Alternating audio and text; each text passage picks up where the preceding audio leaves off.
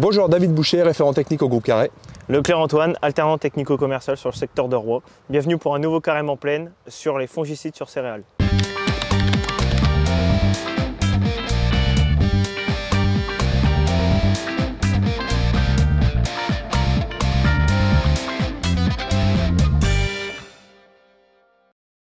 Alors tout d'abord, un point qui a été remonté par nombreux d'entre vous, pourquoi parler autant en matière active? Vous nous avez dit beaucoup, c'est très intéressant mais on n'y comprend rien. C'est pas vraiment volontaire de notre part, hein, bien entendu, on respecte tout simplement la loi, séparation conseil-vente. Du coup on est obligé de parler en matière active ou de citer tous les produits commerciaux qui existent sur une même matière active, ce qui serait complètement incompréhensible.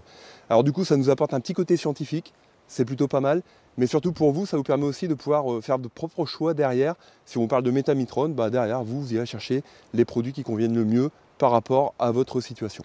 Nous sommes aujourd'hui à Capi, dans la Somme, sur un limon argileux en escourgeon, variété Bangkook, semé début octobre en précédent blé. Nous sommes au stade de nœud et pour anecdote, c'est une parcelle qui avait un très fort développement déjà depuis l'hiver. On a donc choisi une régulation à base de Trinexapac et Prohexadione en 2 passages.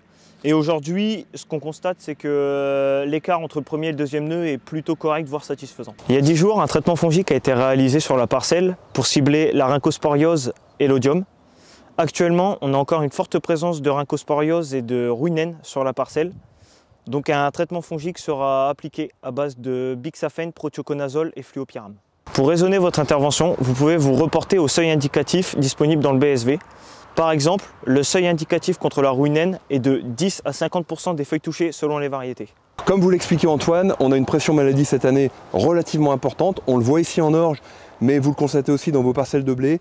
On a de la septo qui commence à monter, les conditions sont plus propices. Et si vous vous reportez au BSV par exemple, effectivement, on commence à avoir des indices qui montent. Il est du coup plus qu'important de revoir sa stratégie fongie, par exemple le T1, le fameux T1 qu'on a tendance à occulter depuis quelques années parce qu'on avait des montaisons en conditions soit trop sèches, soit trop chaudes, soit trop froides, et qui fait qu'on n'avait pas de septo ou très peu de septo. Cette année, c'est totalement remis en cause. Il est quand même assez intéressant d'aller revoir et repositionner le T1. Ce T1, il n'est pas forcément destiné à stopper complètement la maladie. Il est aussi destiné à revenir plus tard avec le fameux T2 sur un matériel végétal qui sera sain, avec moins de pression maladie. C'est toujours le même principe, hein, qu'on soit en prophylaxie animale, en santé humaine ou en santé végétale. Plus on attend, plus les maladies sont développées et plus c'est compliqué de les combattre. Pour rappel quand même, il faut qu'on se souvienne que les fongicides utilisés en T2, les triazoles, les SDHI, qui représentent plus des 3/4 des programmes en blé par exemple, sont concernés aujourd'hui par des résistances qui montent d'année en année, de la septoriose.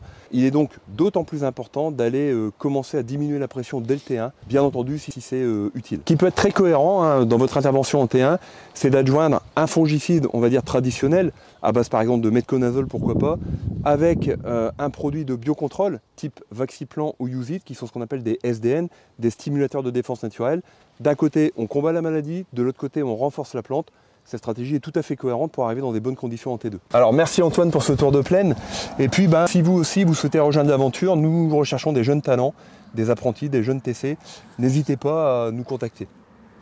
Nous espérons avoir répondu à toutes vos questions. Si vous en avez encore, n'hésitez pas à contacter votre TC et à bientôt pour un nouveau carême en plaine.